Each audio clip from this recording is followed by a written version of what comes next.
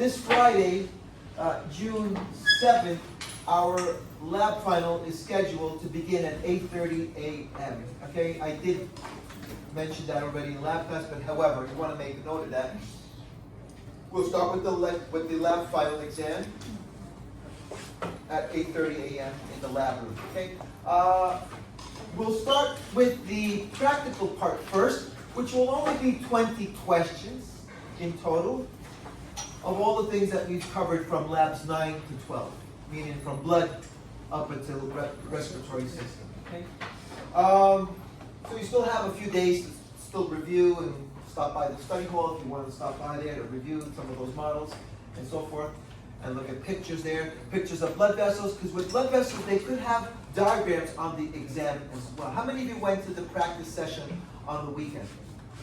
Okay, and you saw that were there diagrams there for blood vessels? Yes. So that is something that they sometimes use on the practicals as well, diagrams. So you can review that at home on your own in the evenings before the lab final exam.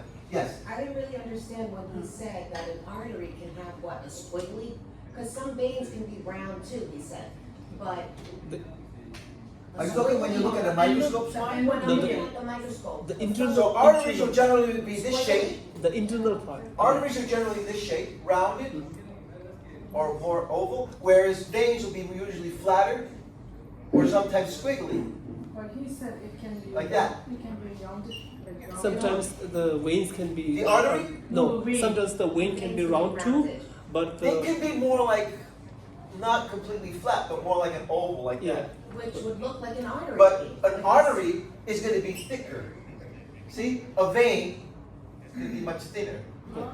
And he said, look at the Inside. endothelium, it's a little bit wiggly or Wiggly, something. inside of artery? Endothelium or endothelium? Artery, endothelium, Yeah, it's a little He wiggly. said- it's like wrinkle. Yeah, wrinkle, He and said, but look at that. That's what, okay, I just wanted to. yeah, be sure. I vein didn't is understand straight. that fast. Okay. So these are typical veins on this side. same. Arteries are more like this.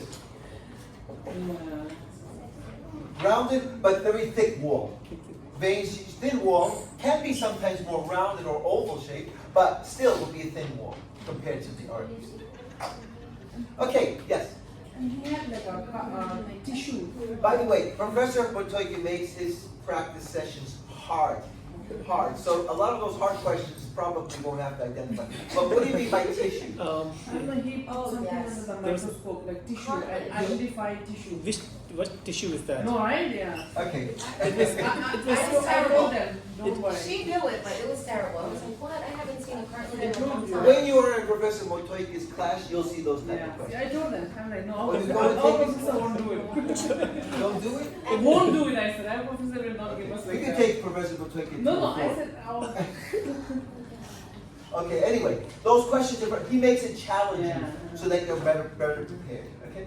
Anyway, other announcements, one other important reminder or announcement is that, well, a couple more.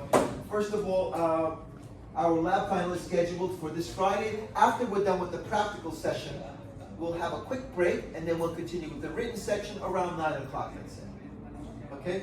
And then after written, what are we doing? Yeah, 20%. That's it, we're done. After the written exam, which takes a full hour, that's it, you guys can go. Okay, and that will be the last time that I see you. Well, actually, until Monday. Now, Monday we have our lecture final. Lecture final. So the lecture final will be scheduled at 1 o'clock in this room, and it will only take 1 hour. Okay, and then after the lecture exam, you can also just go home. Okay, that's it. We're done.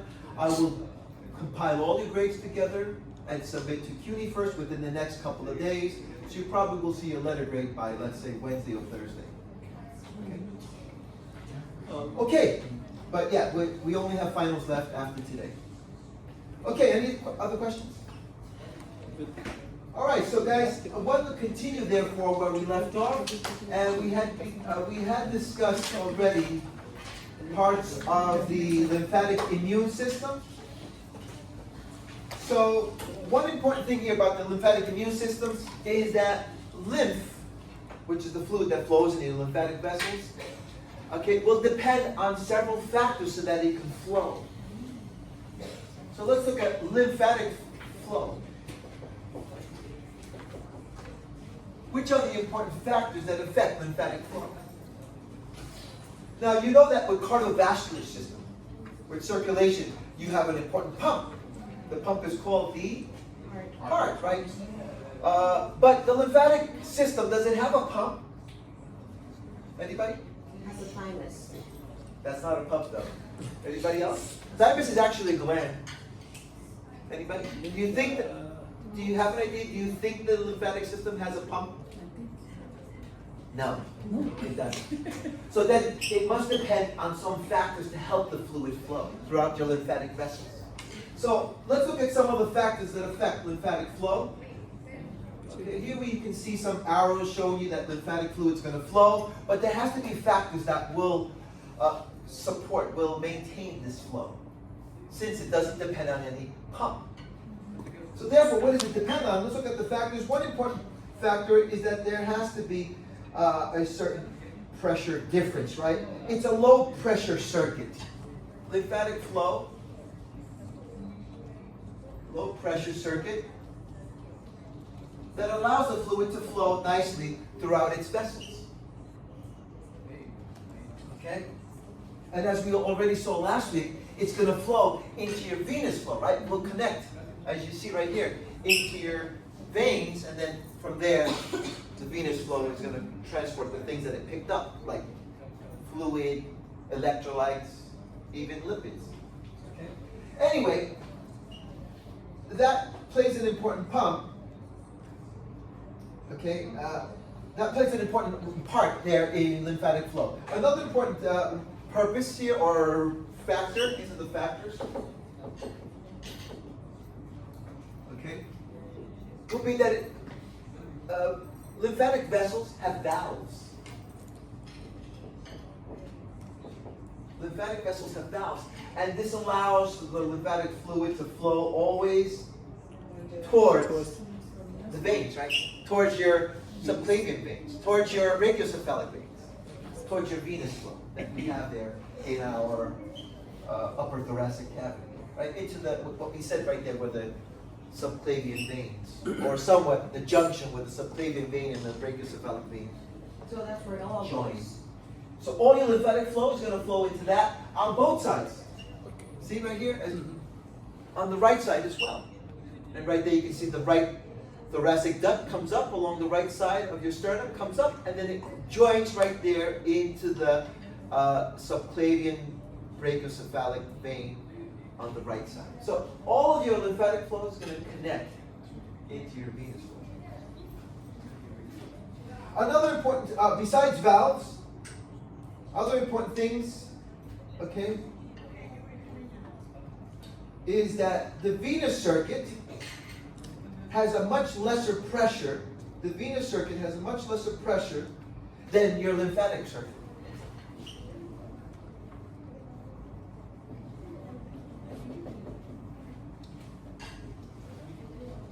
So even though the lymphatic system, the lymphatic vessels, is a low pressure circuit, the venous circuit is even much lower than that. That's what causes the fluid to sort of like be sucked in.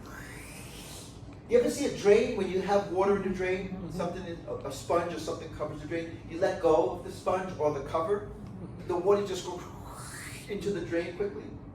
And that's because the pressure in the drain or in the pipe that's below the drain is much lower than the pressure that's in your sink. That causes like that suction sort of process that you see. And that kind of happens here as well. Or like sewers. Why does the water flow into the sewers and it starts to form a little whirlpool and it sucks in? Is because the pressure is much lesser down in the sewage system. So that plays another important role, that the venous circuit's pressure is even much lower than the lymphatic circuit. That helps for the fluid to drain. Help lymph drain much easier towards the veins, as we already saw. Okay? Also, your lymphatic vessels have smooth muscles which do contract. lymphatic vessels, smooth muscle in the wall of the lymphatic vessel does contract, and that also helps for the fluid to flow.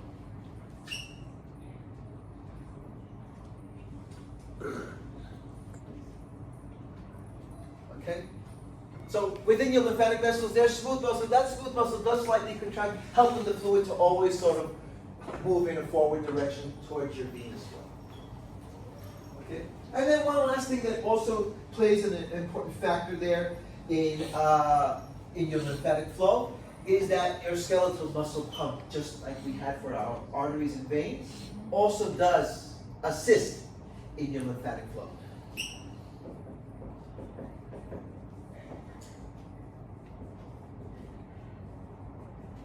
Okay, skeletal muscle pump, meaning when you contract your skeletal muscles, whether it's in your limbs or other body parts, right? You contract your skeletal muscles, right? That squeezes the vessels, including your lymphatic vessels, that helps to squeeze the fluid upward and towards your venous flow. So that's a similar factor here as we saw with arterial flow or with venous flow, venous arterial. So these are some of the important factors that will assist, will play an important role there in lymphatic flow.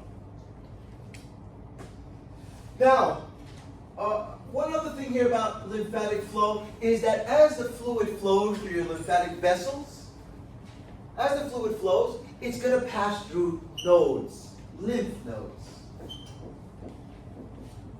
So let's talk about lymph nodes.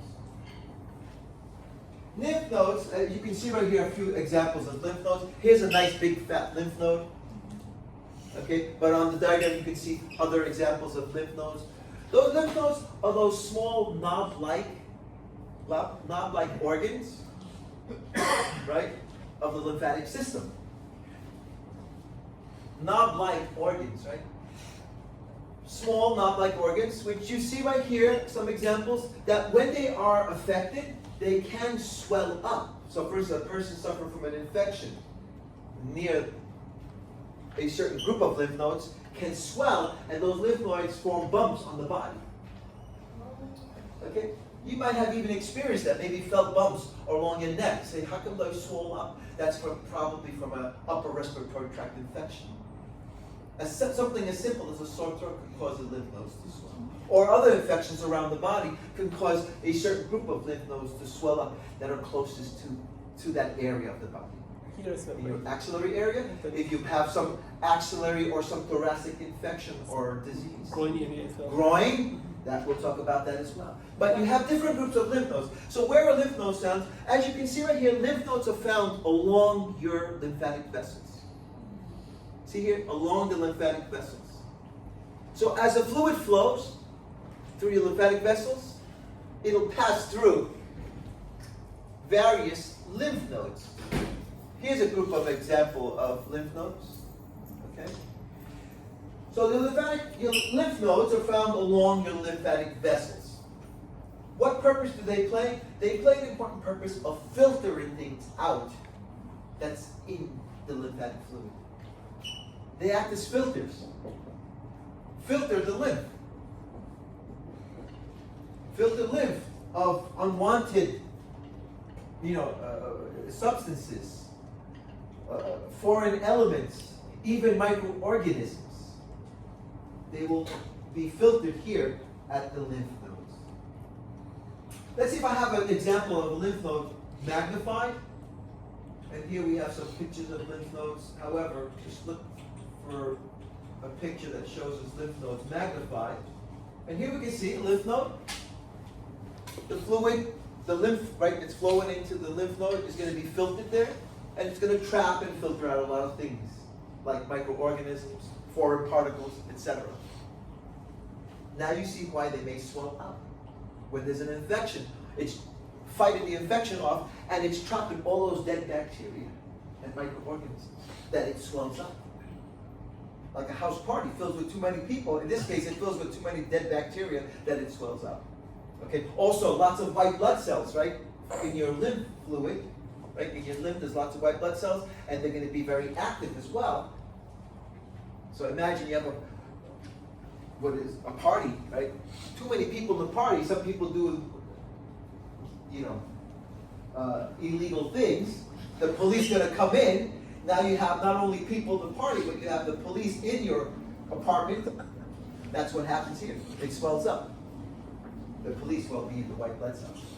Okay, so anyhow, there you can see an example of lymph node, how the fluid's flowing through it. In fact, I like this diagram because it even shows you that the lymphatic vessels have valves. See right there?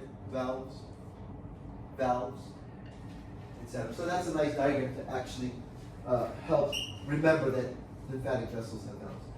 Regardless of it, as we look at the diagram with figure A, let's see if I can make that larger, figure A, we see that we have lots and lots of lymph nodes throughout the body. So, can we classify them into groups? Yes, you can classify them into a few major groups of lymph nodes. One major group of lymph nodes are the cervical lymph nodes, the ones that we have around our neck. Cervical meaning neck, right? So let's list the different groups of lymph nodes. The cervical lymph nodes. Okay? When a person often has some upper respiratory tract infection, like pharyngitis, laryngitis, even nasal cavity infection, whatever, often it will affect this group, causing swelling of those lymph nodes. So if you have like lymph nodes swollen in your neck, it's maybe because you just recovered or you're going through some type of upper respiratory tract infection, like the throat. Okay? So don't be surprised if you find those lymph nodes swell after you've recovered from a terrible, pharyngitis or cold in the last few days, right? They may cause the swelling of the lymph nodes. In fact, sometimes those lymph nodes will stay swollen for a long time or almost permanently. It doesn't mean that you're sick. It just means that it will stay swollen for a good long time. Anyway, a second group of lymph nodes are these that your classmate was saying right here in the armpit region. Because they're in the armpit region, we call them the axillary lymph nodes. The word axilla means armpit. In fact, you'll learn in like the axillary artery, the axillary vein. It's spelled axillary, not auxiliary. I've seen students spell auxiliary. Auxiliary means additional. But axillary means armpit. So the axilla lymph nodes or axillary lymph nodes is that small group of lymph nodes that we have there in the armpit. How can they get swollen? If a person has some type of pneumonia or upper or lower respiratory tract infection, right? In your lungs. Maybe endocarditis, what you were saying, right? Heart infection. Or another example, breast cancer. In breast cancer patients, it's very common because the breast is closest to that group. Breast cancer patients often will have those lymph nodes swollen as well. Okay, so if a woman finds that there's a lump on her breast, but also swollen lymph nodes here, she should go right away and get it checked because it could be an indication of something wrong. Maybe, hopefully, it's not breast cancer, but still want to double check. Yes. So that's most of the massages that the doctor's doing. That's what they're checking for. Yeah, when the doctors touch along your neck, they touch around your body. Sometimes they're feeling. What are you feeling for?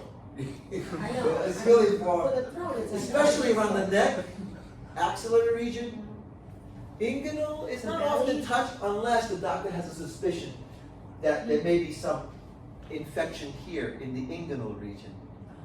Now I'll give you the example in a moment. But let's move on to another group. Another group we have here are the mesenteric lymph nodes. Those are in your abdomen. Mesenteric, the word mesenteric you'll learn in SCB 204 has to do with intestines. Mesentery, so these would be mesenteric lymph nodes. Mesenteric. You've seen some words with the word mesenteric, like upper mesenteric artery, superior and inferior mesenteric artery and veins and so forth. Anyway, mesenteric means intestines. So mesenteric are going to be these lymph nodes that are in your abdomen, right? Around your intestines. All right. So what kind of infections or diseases could cause these to swell? Abdominal infections. Gastritis. So gastritis? Well, gastritis doesn't necessarily mean infection. Mhm. But if you do have an infection as a result of gastritis, like a gastrointestinal infection, then yes, it could cause swelling of those lymph nodes. Or for instance, a person who has a serious case of appendicitis or pancreatitis, infection of the pancreas, right? All those organs that we have in our abdomen, if they're affected or infected, could cause infection and inflammation and swelling of the mesenteric lymph node groups. Again, most of them will be some type of gastrointestinal type of medical disease. And then one last important group here. Now there are many more groups. There are groups that we have in our elbows, groups behind our knee, even groups in our pinkies, in our toes. But anyway, the most important ones are the ones that you see here. And one last important group is the inguinal lymph node group. The word inguinal means this area. The area around your privates. Okay, the inguinal lymph node group. Now, here's a good question. What important diseases would affect and could cause swelling of the inguinal lymph node group? It'd have to be something in the lower part of your body, right? Because these are here in the inguinal region, in your pubic region, right? Uterus Urinary cancer. infections, good. What else? Uterus cancer. Uterus cancer. Uterine cancer? Yes, possibly, but uterine cancer could also affect the mesenteric lymph nodes. Uterus is somewhere here. Any like bacteria in the vagina? But yeah, you can say uterine, female, reproductive system. Like bacteria in the vagina, like Vaginal infection, if it's serious, yes, can cause inflammation of those, yes. And urinary infections. And there's one more that's very common. Huh? We said that one. Yes, SCB. STDs, sexually transmitted diseases. Venereal diseases. Venereal. Venereal diseases is the word for STDs, which means sexually transmitted diseases. What about for penises? Well, if a Venereal sounds like male has a vagina. penile infection, yes. So you gotta put that too, not just the woman. No, yeah, sexual, reproductive system diseases, yes, reproductive and urinary diseases. Okay. Reproductive and urinary. But venereal disease is something common that a person has, like for instance, syphilis or gonorrhea or any of those type of serious venereal sexually transmitted diseases can cause swelling of those lymph nodes. Okay? So doctors and clinicians sometimes can diagnose what area of the body is suffering from lymph nodes swollen from these different groups that we have here. Anyway, the different lymph node groups that you see here, just know what the cervical means. It means neck, axillary armpit, mesenteric abdomen, and inguinal means here around the private area, the pubic or inguinal region. Okay, questions about the lymph node groups? All right, so now, yes. I'm sorry, when it's going into the lymph node, you said it's a party, they're getting rid of it, where does it go? Are there Okay, so macrophages? I guess it just traps it, it breaks it down, And where does it go? and all that's eaten up by macrophages. Macrophages eat it up, and then at some point the macrophages, they poop it out, right? Okay, but anyway, waste, right? It produces waste. The macrophages eat all that stuff, but they also produce waste.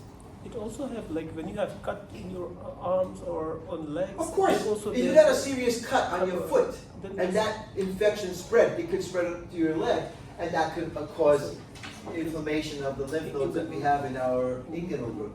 as well as axillary, like something. Many times, a person may have a cancer, right? Skin cancer somewhere in their legs, and they often can affect the inguinal lymph node group. Again, legs and lower part of your body, the pubic area and lower part of your legs can affect that group as well. Yes. What did you say about the skeletal muscle pump? So the skeletal muscle pump, that's gonna be something that's gonna improve your lymphatic flow. And when you contract your skeletal muscles, just like with the venous return, also can help your lymphatic flow. Okay, so now let's move on though to now some of the other organs besides the lymph nodes. So lymph nodes, as you can see, are important little organs which serve that purpose of filtering your lymph flow, right? But let's look at some other organs like the spleen. Now the spleen is the largest organ of your lymphatic immune system. The largest organ of your lymphatic immune system. Okay, let's see. By the way, this is a real picture of a lymph node in a human cadaver. That white thing that you see there? Yeah, some of the lymph nodes are big, pretty big, like the size of a almond, or even bigger. Anyway, let's talk about the spleen now. Here's a picture of the spleen. The spleen, again, is the largest organ of the lymphatic immune system. It is made of reticular tissue. Remember reticular tissue? Yeah, branch structure. Reticular tissue. And by the way, lymph nodes also made of reticular tissue. Lymph nodes and spleen. Now, the word reticular comes from the Latin ret. What does a ret do? A net. A net. Ret rhymes with net. A ret, or the word ret from Latin means net. Things that have reticular tissue, things that are made of reticular tissue like the spleen or lymph nodes, are things that are going to help trap like a net does. Trap. Like lymph nodes do. They filter, right? They trap things and filter it out. So your spleen is also like a big net there. It's going to trap lots of things. One important thing that it will trap is that it will trap lots of old red blood cells. Right. Red blood cells, when they reach 3 to 4 months of age, by that time they're old. Okay, like a 90-year-old person or a 120-year-old person.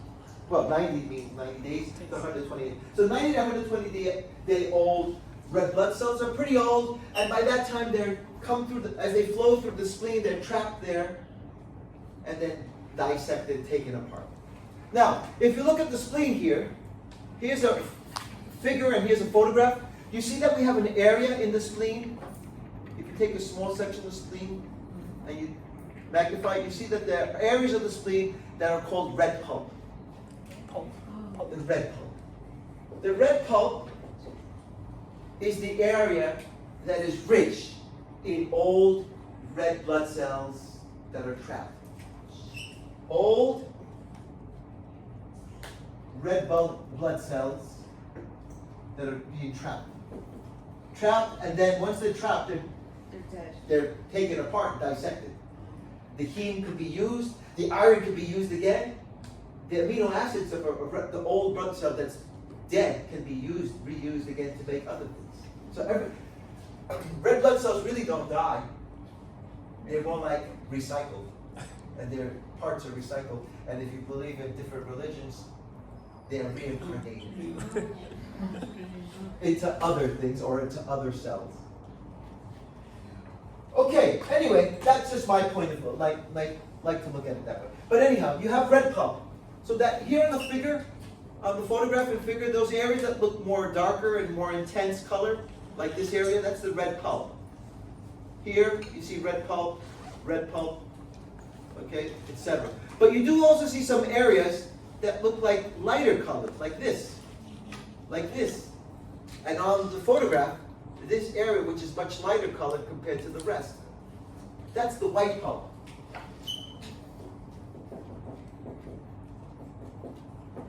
White pulp. So what do we find in the white pulp?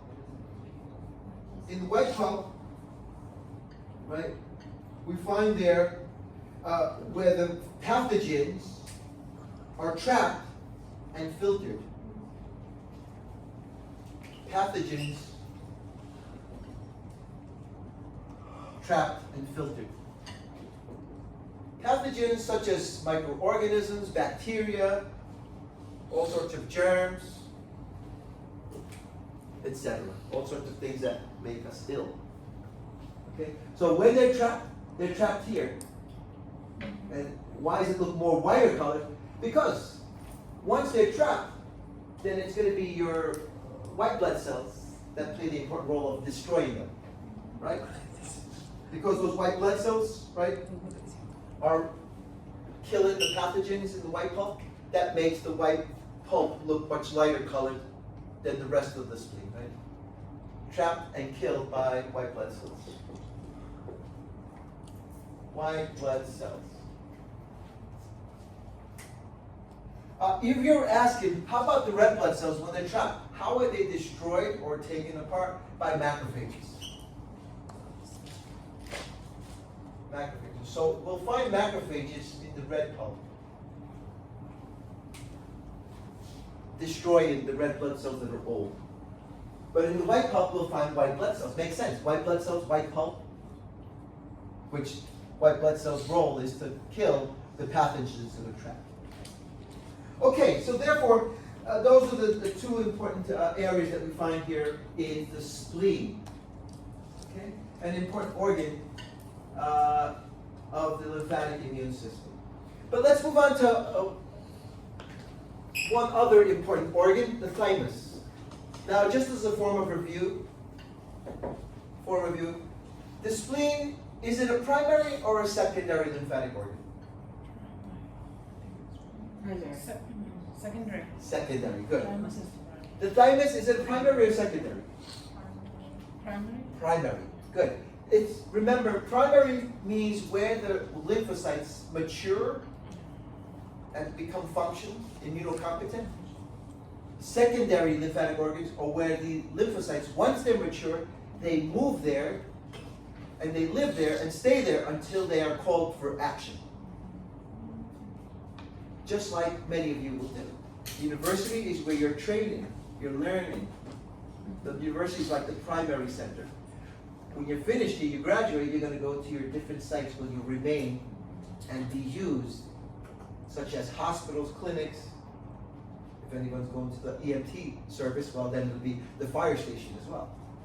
And you'll remain there until needed. So when the bell starts ringing, you have to go out and take care of your functions, what you've been trained to do. But the primary is where they're going to be like the university of the lymphocytes. The secondary organs is like now their new homes, the new workplace. However, let's move on to the thymus there. Now the thymus, again, is a primary lymphatic organ. Therefore, its role is for maturation of lymphocytes. Lymphocytes specifically.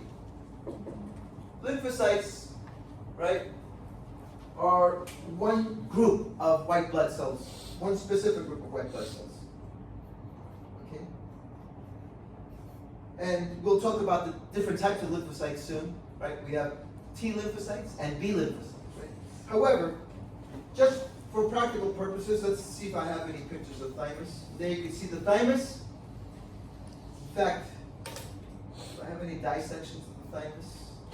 Not really, but looks like a very simple organ with lots of little tiny lobes and parts like, looks kind of like bumpy.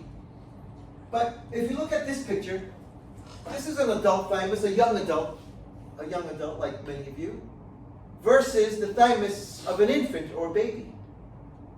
Look at the difference in size. In fact, as this adult gets older, the thymus is going to get smaller and smaller. And practically by the time that they're very old, in their 80s, the thymus is practically gone. So why is that? It's because the thymus atrophies with age. It starts out large at birth, and then it atrophies with age. This is one of the few organs of the body that does atrophy with. However, a lot of other organs do atrophy with age.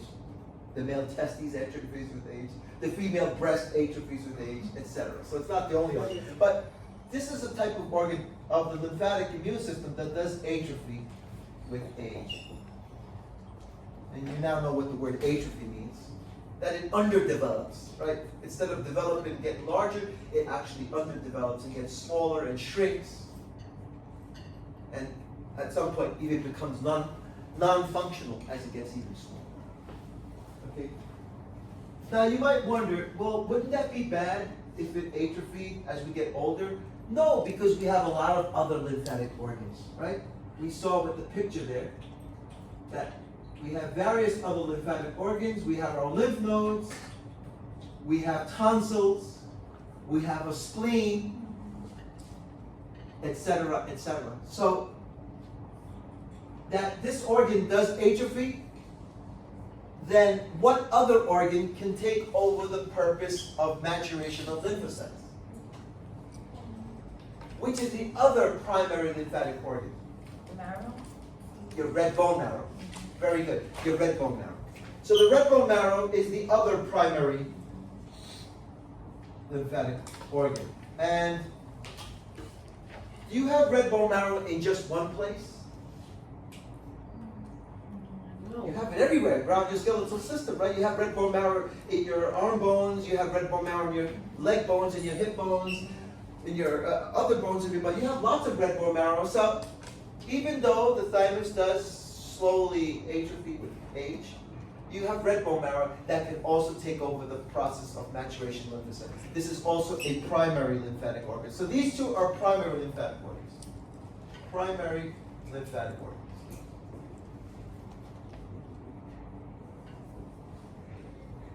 Okay.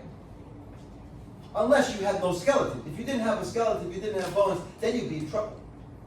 But no, we do have bones, and you do have, therefore, red bone marrow, which can take over the process of maturation of your red blood cells. Okay, now, these are some of the important things here about these lymphatic organs. But now what I'd like to continue with is continue here with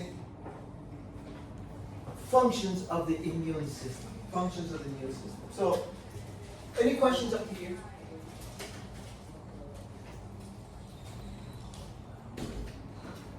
So let's look at functions of the immune system. I don't want to say the word immunity yet. I will use that word soon. But immunity is not the only function of the immune system. There are many other functions the immune system carries out. So let's look at the immune system functions, some of the other functions that play important roles in defending your body from sicknesses and diseases. Okay, so we call these lines of defense. Lines of defense.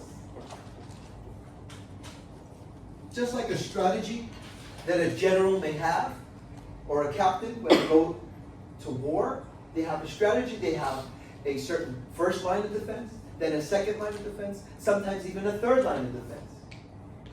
If you like watching war movies, even if you like watching movies like, for instance, the Lord of the Rings or The Hobbit, you see those, they have the archers at first, then come another group, the guys with the big axes, then come a third group, the guys with the cannons or whatever.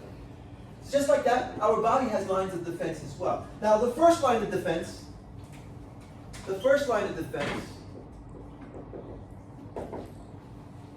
that our bodies have, okay, is our cutaneous and mucous membranes, which act as barriers. Cutaneous means what? Skin, right? And your mucous membranes.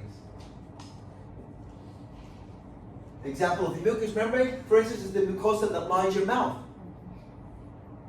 You feel it with your tongue, right? That's a mucous membrane. Or mucous membranes that line, for instance, hollow cavities like your stomach, your esophagus, your trachea, etc. So these cutaneous, which is your skin, and mucous membranes act as barriers. Barriers, okay? Barriers like a big wall to enter a castle that's being protected. I've seen that in some movies, like even in science fiction movies like Star Wars, whatever. But you have these castles like you see in The Lord of the Rings, and you see this big wall made of stone. That's the first barrier, like your skin, like your mucous membranes. Okay? A barrier that to get through it, you have to break it down. But does it do any other things? Yes. The first line of defense, besides being a sort of natural barrier, these are natural barriers. Your skin, your mucous membranes. Now you can see the importance of skin. You might take it for granted, but skin is very important. that a person with very bad skin, a person without skin, is that possible? Yes, I've seen a documentary of a young man without epidermis. No epidermis throughout his whole body. He was just exposed that when he goes out, he has to wrap himself up with bandages completely. He has to put a special type of Vaseline on his body. He can't take a bath like we do or a shower. It's a sad case, but yes, this young man, I've seen a documentary about him. Rare condition though. But it's like skinning chicken. Have you ever skinned chicken? Imagine removing all the skin. That's what your body would look like. So as you can see, it's an important barrier. The cutaneous membrane. The mucous membranes as well, right? Your mucous membranes, such as the mucous membrane of your mouth or of your other cavities as well. But besides being natural barriers, do they do any other things? Yes, they produce secretions. They also produce secretions to protect your skin and your mucous membrane, secretions, right? Such as, for instance, on your skin, you produce oil. And even the sweat protects. It has antibacterial chemicals. Okay. Also, these first line of defense structures, the skin and mucous membranes, they also will have normal flora. In other words, what I mean by normal flora is that there's normal bacteria that live on your skin, that actually live there but also protect your skin. Bacteria that are protected against other bacteria. Good germs. In other words, when we say normal flora, it means good germs. You have normal flora in your intestines. You have normal flora in your mouth, that they actually don't cause any damage to your mouth, but you have it to protect you. And you do also have normal flora on your skin and mucosas. Okay? Oh, by the way, mucous membrane is spelled O-U-S. Just U-S means boogers. Okay, but anyway, mucus spelled this way is referred to a mucosa or mucous membrane. Just want to correct the spelling there. Okay, now let's look at the second line of defense. So let's say bacteria do get through your first line of defense. You cut yourself by accident. You were doing something, or you walked on something, and you cut your foot by accident on glass, right? You got through the first line of defense. You cut right through your skin, right? Then, do you have other lines of defense? Yes, you have the second line of defense, and then even the third line of defense to protect you when the first line has been reached or overcome. Just like in an army, if they got through the wall, well, what's the second line, or what's the second strategy? Well, there's got to be strategy there, and it'll probably be some spikes or some soldiers to protect getting further. In this case, the second line of defense, right, is going to be your innate immunity. Innate immunity. We'll talk about innate immunity in a moment. But now we're starting to use the word immunity with the second line of defense. Innate immunity, right? Which is carried out by cells and proteins. By different cells, and you can probably suspect these cells might be white blood cells, yes, and proteins as well. Proteins that protect as well, like weapons, like bug spray to protect. Okay, but I do want to pause for a moment. What does the word innate mean? Anyone have an idea? Inborn. Inborn, innate means inborn, meaning that you're born with this. You're born with this second line of defense, the innate immunity. This type of immunity you already have the moment that you were born. A born with immunity, right? Born with, inborn, right? Immunity. Groups of cells that you already have the moment that you're born to protect you. If they didn't have this, all the babies that are born will be sick as soon as they're born and would die a few days after their birth. But there must be some type of innate immunity to protect them. Okay? But we do also have number 3, the third line of defense,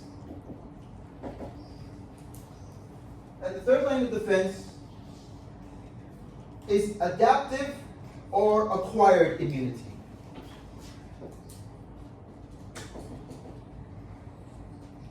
Also called, I'll put in parentheses, adaptive or acquired immunity.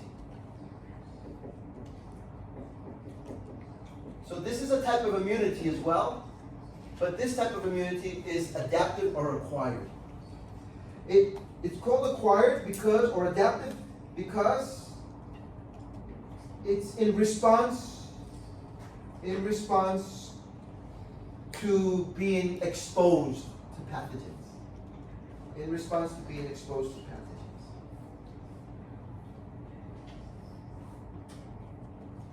Adaptive, right? So when you're exposed to a certain pathogen, whether it's for the first time or after years you've been exposed to it again, then that type of immunity would be one that sets off sets of reactions called adaptive or acquired immunity. Now these two, the second and the third line of defense, are types of immunity.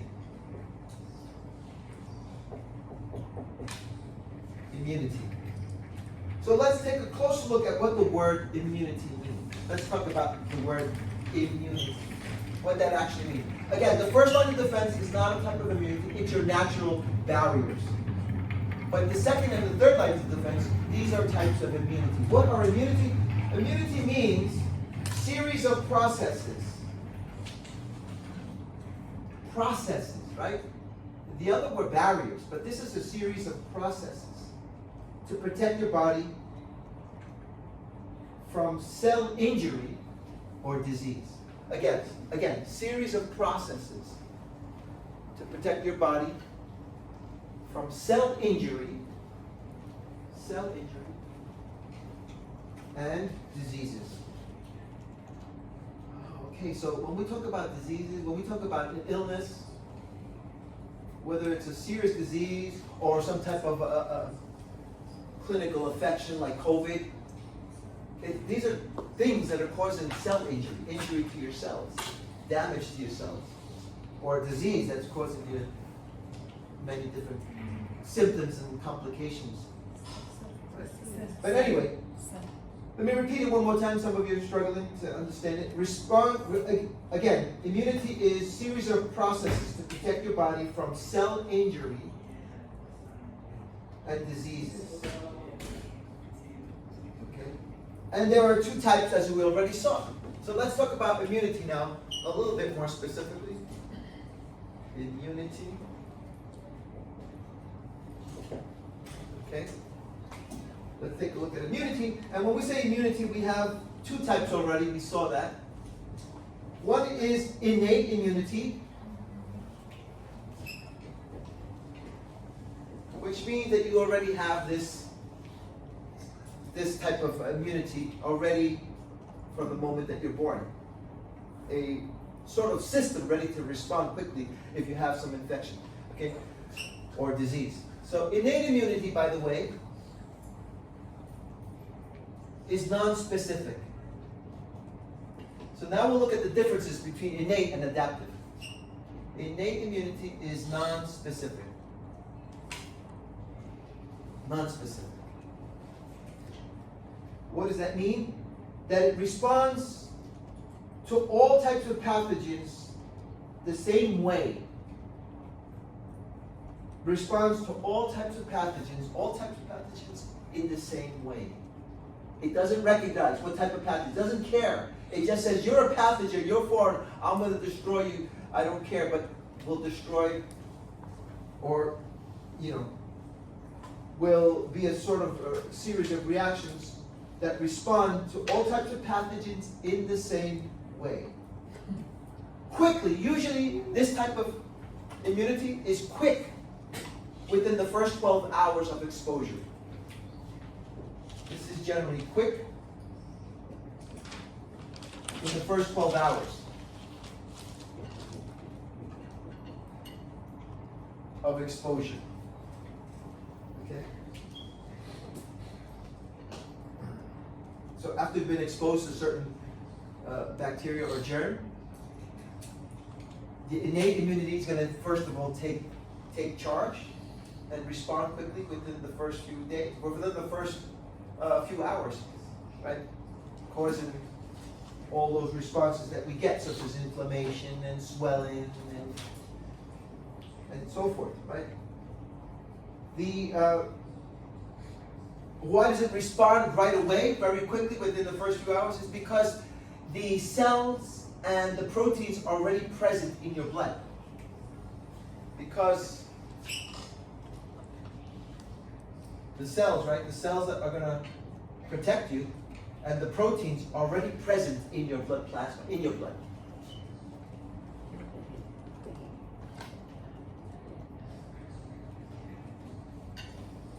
Okay? Just like in certain buildings or certain areas of a building, right? There's already security guards walking back and down the hallways continuously. Sometimes here, not so many. So, but in other places we have security or people to protect safety already present all the time, walking around, already present, ready to respond quickly. Now, what happens in the type of immunity where there is no present? Well, that will be the type that is acquired. And now, there's no security present. I have to call them. It may take a while for them to get here, several minutes, and by the time they get here, well, there could be serious injury. However, the innate immunity, that one is non-specific. That will respond in the same way to any pathogen that it comes against, to any pathogen that is presented to it. So that's why it is not specific. Whether it's a virus, whether it's COVID, whether it's strep or staph infection, it will respond in the same way. Okay? Like in these war movies, just shoot anything that moves, which is not good because you can shoot your own person from your own army, right? But you do have that. Just shoot anything that moves, and most likely you'll get the enemy, but sometimes you can by accident kill someone who's not your enemy. However, non-specific immunity is pretty effective because it does respond quickly within the first 12 hours, after being exposed, after exposure. Whereas adaptive immunity, adaptive or acquired immunity, right?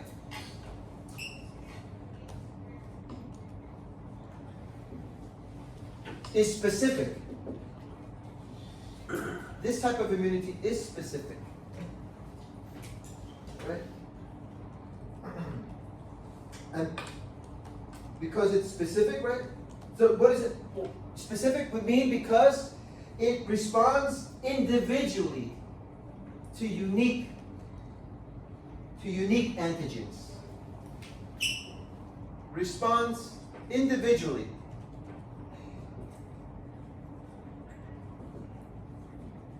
to unique antigens. Remember, antigens are markers which you also find on your bacteria. You find on bacteria, you find on microorganisms, markers, right? So specific responds individually, right? To unique antigens. Now you have adaptive immunity, so it's not going to attack any microorganism the same way. It first will say, hey, this is this type of microorganism, right? It's a fungal infection or a fungus, specific fungus, then it knows that it must attack that fungus only, not the other foreign elements and things, right? So, adaptive is because you've been exposed at some point to that microorganism and your body now recognizes, establishes memory. This establishes memory.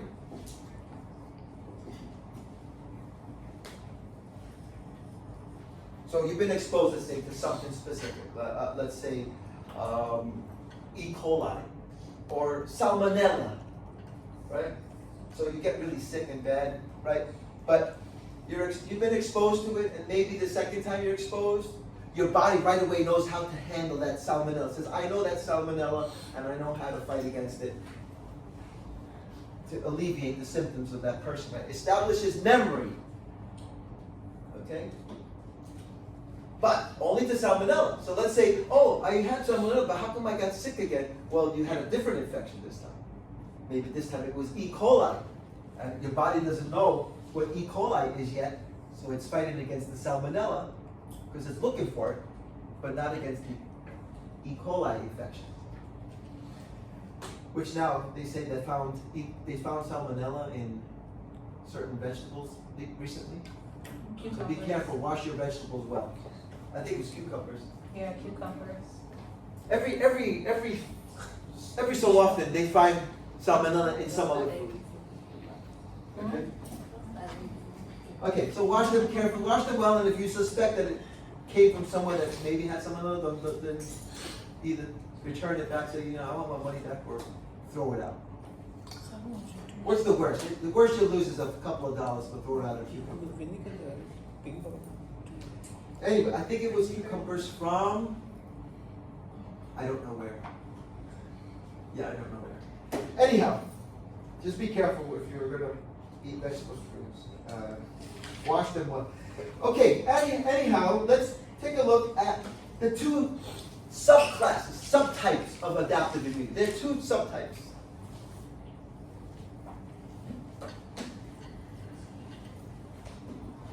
Two subtypes. One is called cell-mediated, which is carried out by the T cells. Number one, cell-mediated immunity.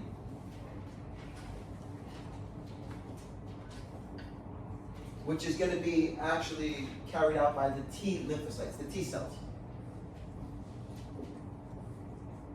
Makes sense. Cell-mediated, meaning cells that will play an important role in this type of immunity, meaning your T cells, therefore, the lymphocytes, right? The T lymphocytes. Lymphocytes, remember, are important in fighting off viruses, bacteria. They produce chemicals to kill microorganisms that are harmful. Okay? But then we have number two. The other subtype of adaptive immunity is the type we refer to as antibody-mediated. Antibody, I'm going to abbreviate antibody as AB, mediated. Antibody-mediated means through the antibodies that our immune system produces. The antibodies that we produce. So cells are important, like Marines, to go out and kill the enemy. But you also have to have antibodies, the specific weapons to do that, the bombs and the missiles and so forth, right? The antibodies, which are produced by what cells, by the way? B cells. Produced by the B lymphocytes. Very good, the B cells.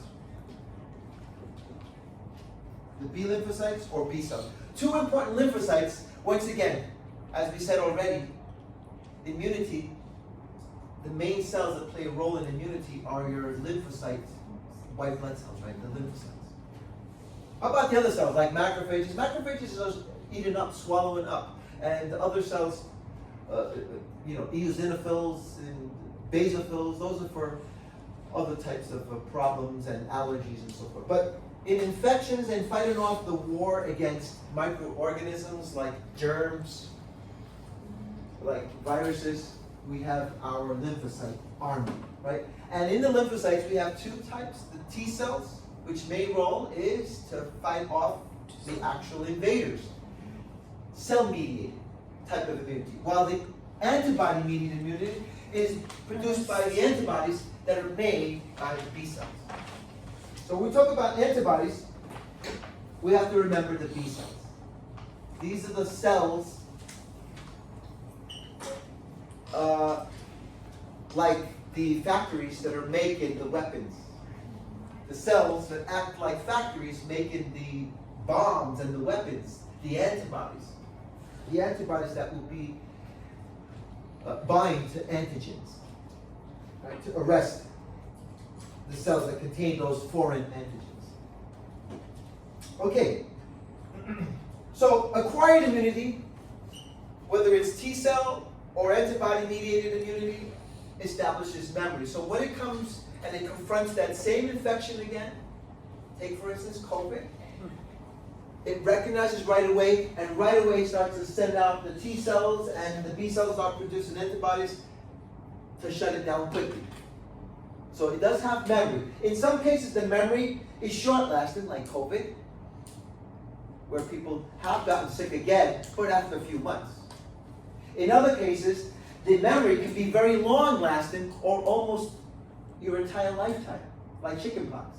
If you've had chickenpox in the past, your body already has that memory against chickenpox, that if you get sick from chickenpox, it probably will shut it down right away. We do have, though, a disease that's a result of people who have had chickenpox in the past. It's called shingles disease, but that is slightly different from chickenpox. The shingles disease is a sequela of persons who've had chickenpox in the past, but it's not chickenpox again. It's very rare that a person who's had chickenpox will have that ever again in their lifetime. You can get shingles though, but not chickenpox. That's a type of example where the memory was a long-lasting, full-time memory forever. Okay, same thing with other diseases, but that's a great example. But COVID is an example that has very short-lasting memory. Okay, maybe those cells are like grandpas, right? Where they forget things every easily. Anyway, regardless of it, let's take a look at the antibodies, and then we'll take a break. Any questions up to here so far? Questions? So let's look at the antibodies. Now that we've discussed antibodies, let's learn a little bit more about the antibodies. Now, I do have some pictures here of antibodies. There's a lot of diagrams in this chapter, chapter 20 for immune lymphatic system. I'll just skip a lot of these diagrams. If you're interested, there you can see the difference in size between a macrophage and different bacteria. And there we have the different white blood cells. The lymphocytes, as you can see there, are very important for immunity. And there's really no difference structurally between a B lymphocyte and a T lymphocyte. They look identical. So the only way you would know which is by their function. If it's producing antibodies, it's a B cell. If it's producing chemicals and fighting off foreign pathogens and so forth, right, then it's be a T cell. But other than that, there's no really way to tell them apart unless you look at their function. Yes? I'm talking about the two subtypes. They don't establish memory. So these two subtypes are subtypes of adaptive immunities. One is where, first of all, the cells already know how to respond against a specific unique antigen, pathogen. Okay? The second subtype or process would be the antibody-mediated process, where the antibody is specifically produced for that infection, for that, for those specific antigens that you're exposed to. Okay? So yeah, we could say like two different processes of adaptive immunity. But now let's look at the antibodies. Now, a lot of diagrams here, again, I'm going to just skip. If you're interested, you have this in your textbooks if you'd like to look at those. If you ever take an immunology class, then yeah, you could always refer to that chapter and a lot of these things that we have here. Okay? But I want to just go straight to the antibodies. Let's see, again, a lot of these things, terms that you see there, CD4, MHC molecule, etc. We'll skip all of that. I mean, we need a whole semester to learn that. There's a whole course called immunology. So we'll skip this, and I'm looking for antibodies. Okay, now here's an example, a basic structure of an antibody. As you can see, it looks like little tiny rods with certain shapes of letters, like the letter Y or letters of the alphabet. Okay?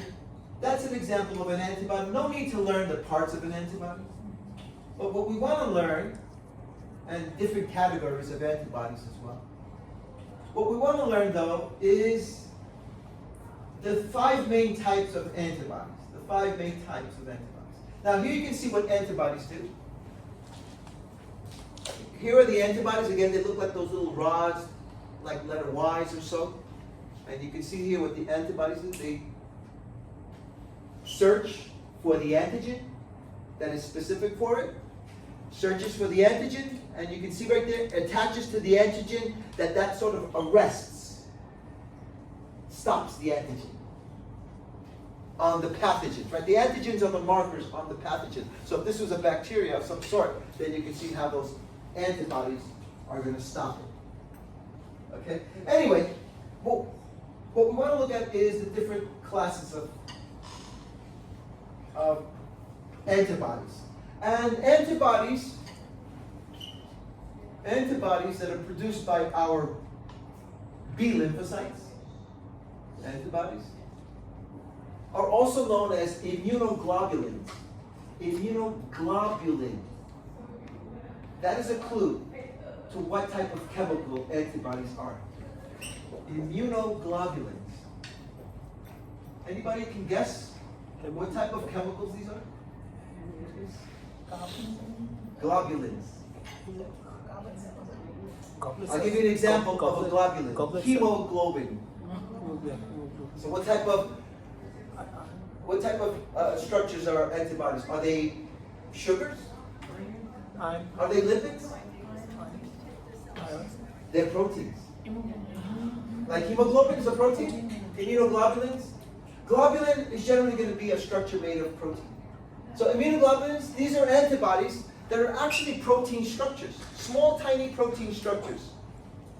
Okay? Now, when we talk about the 5 main type of antibodies that our body has and produces, they will begin with the letter Ig as the abbreviation for immunoglobulin. Ig.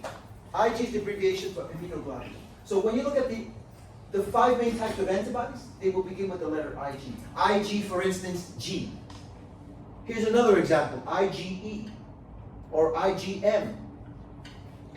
So, Ig means immunoglobulin. So let's start with the first one here, IgG. Ig, which means immunoglobulin, and then capital G for the first type, IgG. Immunoglobulin G. So this antibody, what can we say about this antibody? Well, one important thing about this antibody is that it is the one that is present at birth. The one that we have most present at birth. Meaning that babies already have this when they're born. Most present at birth. The most that we have at birth and present at birth. So this is going to play some protective role in babies and young kids, right? Very young children after they're born. But that may not be enough though. That may not be enough. So we do have some other antibodies as well. Let's take a look at the next one. IgA. Right there. You don't have to really learn what they look like. But only here on the diagram you can see IgG looks simple like this, whereas IgA looks like it has 2-letter Y's. Regardless of it, IgA, by the way, looks more like handcuffs of some sort. That's what, by the way, antibodies are sort of like handcuffs. They arrest the antigens on the pathogens that are carrying them. Anyway, IgA, what is this? This is found in secretions of your skin and mucosa and exocrine glands. Found in secretions of skin, mucosa, mucosae, which is plural, and exocrine glands. An example of an exocrine gland, for instance, is the glands that we have in our ears that produce earwax. Okay? So, your skin has secretions, right? Like sweat and oil. That contains a lot of IgA. Your mucosas also has secretions there and lots of IgA. Like the mucosa of your mouth. There, in your saliva, there's plenty of IgA. And your other exocrine glands as well. For instance, your earwax glands, your tear glands, your oily glands, all those contain plenty of IgA. So that play an important role there in protecting these surfaces of your body, surfaces that are exposed to germs continuously, to microorganisms. Right now, there's millions of germs landing on your skin. Like out of space aliens landing on the planet. They're landing on your skin, you don't see it. But as soon as they land, they're taken care of, arrested, and destroyed. So don't need to worry, you have a lot of things to protect you. Once in a while, one of them does get through. Or once in a while, one of them is too powerful. Right? Like for instance, COVID. And that's too powerful that it does get through and it makes you very sick. But continuously, all day long, you're exposed to germs. They are on your skin, they are on your mucosa, and you're protected them. Now, the next one is IgM. This one is, as you can see, looks pretty large. Looks like a star shape. Okay? Okay? That's IgM. But rather than just the size, it's important because it's the first one that you produce when you're exposed to a pathogen. The first secreted at exposure to a pathogen. First secreted at exposure.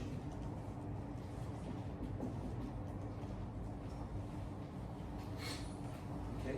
So let's say a group of staph bacteria land on your skin or come onto your skin, you touch something that has staph. There's a horrible staph and strep diseases that can cause impetigo and serious skin infections. And let's say one of them lands on your skin or is on your skin. The IgM will help to stop those. Right? It's the one that is first exposed. You're first exposed to it, it starts producing and secreted all of a sudden very quickly. Okay? So this one plays an important role throughout most of your lifetime in protecting you against different diseases, IgM. The one that will be produced in massive amounts when you're exposed to some disease. The others you have lying around, maybe smaller amounts. Will that Right. go with But- innate? Does that match innate since it's first? All of these are adaptive immunity. Remember, antibody mediated. Okay, antibody mediated. So that's a good point though. But yes, just as a review, there are types of adaptive immunity. The production and the release of the secretion or release of these antibodies as a result of this type of immunity. But now let's look at the next type, IgE. This one is a little bit specific. This one binds to parasites and allergens. It doesn't bind to any bacteria or viruses. It binds more specifically to parasites and allergens. What are allergens? Things that cause allergies, right? So you can expect that if you're suffering from allergies, your IgE levels are probably higher. Probably higher. Allergies, right? So when exposed to allergens, things that cause allergens, I should say allergens. Things that cause allergy, like for some of you may be pollen, for others it may be dust, maybe for one of you might be cat hair, or maybe even some of you some more rare things like seafood, strawberries, peanuts, whatever it is. When exposed to those allergens or other things like parasites, your IgE levels all of a sudden are released in larger amounts. Now we do have one last immunoglobulin, and that's IgD, the last one here. Okay, so what can we say about IgD? IgD, the only main thing about it is that it's found already on the surface of the B cells. Found on the surface of the B cells. So your B cells have these already on the surface. It's carrying those on the surface. Right? And what they do is they activate other B cells. So main role here is to activate other B cells to then produce more antibodies. So these activate B cells to produce even more antibodies. Kind of like a positive feedback mechanism, right? Antibodies. So it really doesn't have any other role except to activate B cells to produce more antibodies. Okay? All right, guys, I think we'll stop there That's it. for the material for your lecture final. So lecture final will be everything up to what we just discussed about the antibodies. We would need more time to discuss AIDS and even COVID, discuss the classical pathway, the alternate pathway of, whatever, of immunology, even vaccinations and so forth. But we've run out of time, guys. I'd like to therefore take a break. Let's take a 10-minute break. Be back at 2:25, and when you come back, we'll have a review.